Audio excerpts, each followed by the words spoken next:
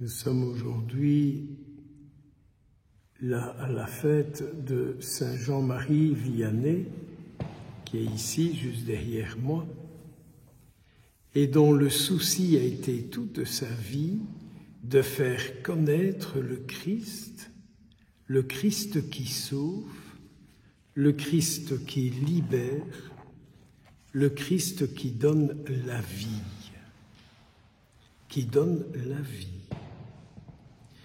Le Christ qui donne la vie avec Dieu. Ça va? Jésus nous donne la vie avec Dieu pour vivre à la manière de Dieu toute notre vie. Parce que pour beaucoup, quand on dit que Jésus donne la vie que j'ai envie, au niveau physique, au niveau mental, au niveau social, professionnel, et que sais-je encore. Non, Jésus nous donne la vie et la vie de Dieu. Et donc toute la vie et le ministère de Saint Jean-Marie Vianney a été de réconcilier les gens avec Dieu, afin que Dieu soit leur vie en pensée, en parole, en action. Alors on comprend la question aujourd'hui de notre Seigneur qui vient nous dire « Pour vous, qui suis-je » Eh bien Jésus, tu es celui qui me donne la vie de Dieu et qui attend de moi que je mène la vie de Dieu. Et la vie avec lui, par lui et en lui, en chaque instant de ma vie.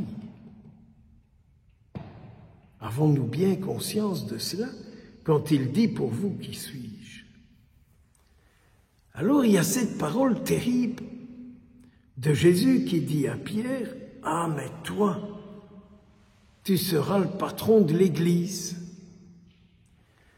Alors directement, on dit Pierre, premier pape, et tous les papes successeurs de Pierre. Ok, j'ai pas de problème avec ça, Néanmoins, quand on dit et qu'on parle de l'Église, on parle bien du corps du Christ et des membres de son corps. Quand on parle de l'Église, on parle de Jésus et des membres de son corps. Donc, chacun de nous, nous sommes un membre du corps du Christ.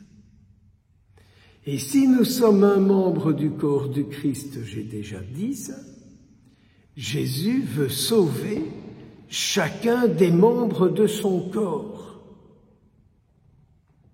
Avons-nous bien compris que Jésus veut sauver chaque membre de son corps? Alors si je suis un membre du corps du Christ, la mort ne m'emportera jamais. C'est Jésus qui le dit. Parce que vous avez des gens qui comprennent ça en disant « l'Église ne mourra jamais ». Mais non, c'est le corps du Christ qui ne mourra jamais, ainsi que les membres de son corps. Je ne pense pas que Jésus a dit « c'est l'Église catholique, romaine et apostolique qui ne mourra jamais ». Je rappelle que nos frères protestants ont le même évangile. Je rappelle que nos frères anglicans ont le même évangile. Alors Jésus aurait-il parlé uniquement pour l'Église catholique, apostolique et romaine? Jésus parle pour tous ceux qui disent « Ma vie, c'est être un membre du corps du Christ ». C'est bien ça votre vie. C'est bien ça votre désir. C'est d'être un membre du corps du Christ. Et voilà notre Seigneur qui commence à leur dire Ah oui, mais vous allez voir comme je vais souffrir. Et donc, si vous êtes un membre, sous-entendu, si vous êtes un membre de mon corps de gloire, vous êtes aussi un membre de mon corps qui souffre, de mon corps souffrant. Et c'est alors la bêtise de Pierre qui dit à Jésus, « Ah non, hein, toi tu ne souffriras jamais, hein. Toi tu ne souffriras jamais. » Et Jésus lui dit, « Mais tu te rends compte de ce que tu radotes là? Qui est-ce qui te parle pour parler de cette manière? Intérieurement, qui te pousse à dire, je ne souffrirai pas, ça non. » Voyez, Jésus n'a jamais promis, n'a jamais dit qu'il ne souffrirait pas, et il n'a jamais dit que les membres de son corps seraient sans souffrance. J'aime de rappeler que Notre-Dame à Lourdes a bien dit à Sainte Bernadette, « Je ne te promets pas d'être heureuse en ce monde. » La Sainte Vierge aurait dit quelque chose contraire à la pensée du Christ et à la vie des disciples du Christ. La Sainte Vierge se serait-elle permis de parler contrairement à ce que Jésus lui-même a dit? Donc tous ceux qui promettent dans la Sequela Christi une vie sans souffrance, une vie sur des roulettes, Jésus leur dit, ça ce sont les pensées de Satan.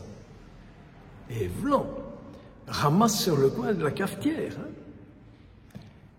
Ça ce sont les pensées de Satan, ce ne sont pas celles de Dieu.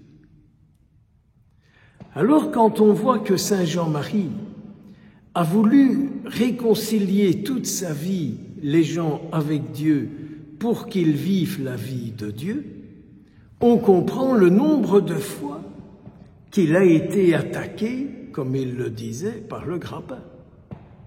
Celui qui parvient à mettre la main dessus pour empêcher de faire l'œuvre de Dieu. Regardez un peu vos vies. Quand vous désirez faire l'œuvre de Dieu, vous ne faites pas rattraper par un coup de gueule, par une jalousie, par une râlerie, par un mauvais coup dans le dos.